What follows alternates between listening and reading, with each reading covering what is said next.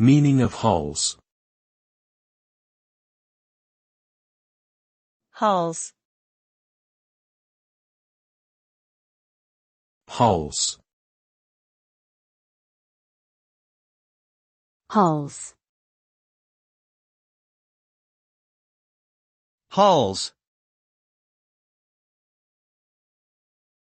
Halls is a slang term that simply means holidays. It is a shortened version of the word vacation and is often used in informal conversation. The word is often associated with the idea of taking a break from work or school to relax and rejuvenate.